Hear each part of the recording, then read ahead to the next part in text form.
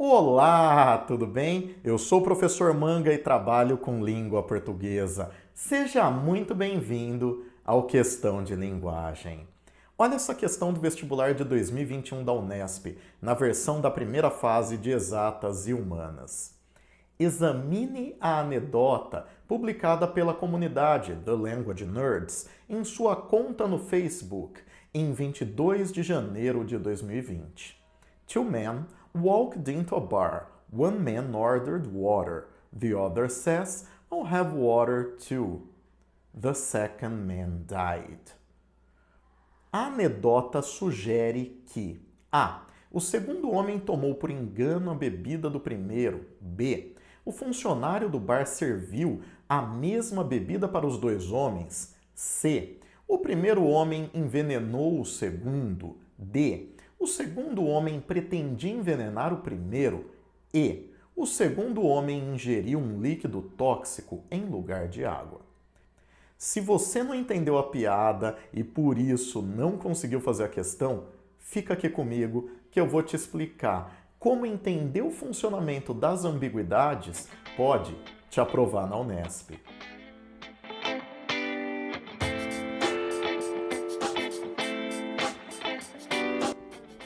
Muitas vezes, a gente quer ser o mais claro possível, para que as pessoas entendam 100% do que a gente quis dizer e a comunicação aconteça do jeito que a gente planejou. Só que nem sempre isso dá certo. Não sei se já aconteceu de você dizer uma coisa e a pessoa entender outra, que não tinha nada a ver com o que você queria que ela entendesse. Pois é, quando a gente fala com alguém, ou seja, quando a gente enuncia, quando a gente cria um enunciado, esse enunciado precisa ter um significado. Mas você não é o único responsável pelo significado das coisas que você diz. A pessoa com quem você está falando é corresponsável pelos sentidos do enunciado. Esse vídeo aqui, por exemplo, só faz sentido a partir do momento que você se esforça para entender o que eu quis dizer.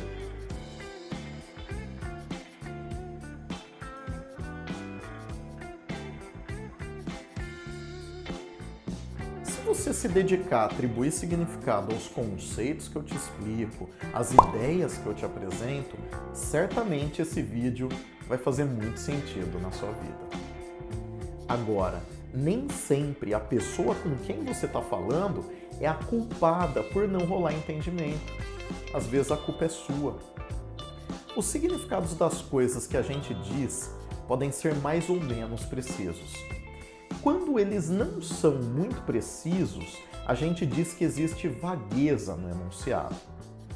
Tudo que a gente diz tem uma certa dose de vagueza. Por exemplo, o dia tá bonito. Alguém podia perguntar o que eu quero dizer com bonito. Será que um dia bonito para mim também é um dia bonito para você?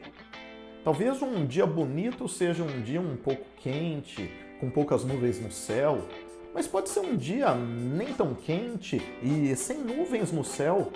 Isso assumindo, provavelmente, que um dia bonito não seja um dia nublado e por aí vai.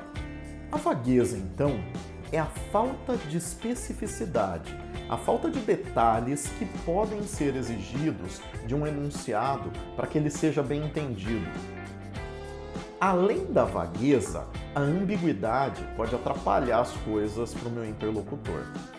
Quando eu digo tem um banco do outro lado da praça, isso é ambíguo por causa da presença de uma palavra.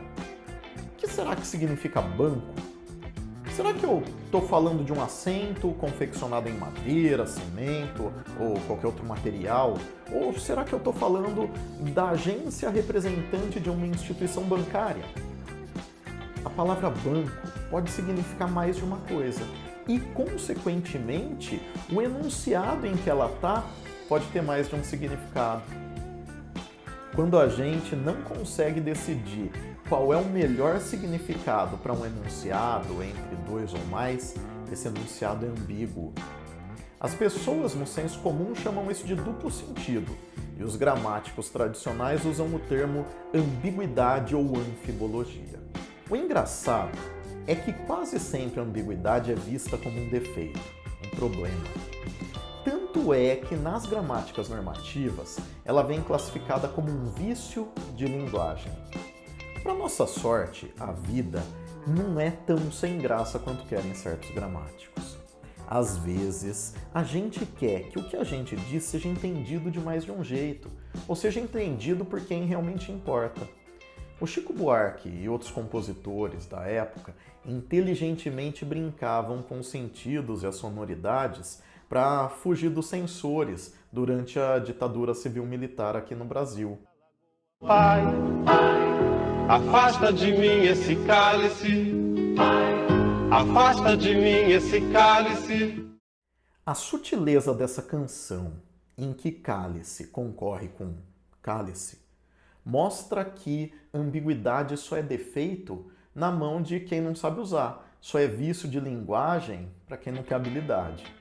Agora, se os gramáticos mais ranzinzas exageram chamando de vício, pelo menos eles acertam falando que é de linguagem, porque as ambiguidades podem acontecer em qualquer língua, no português, no inglês ou no húngaro.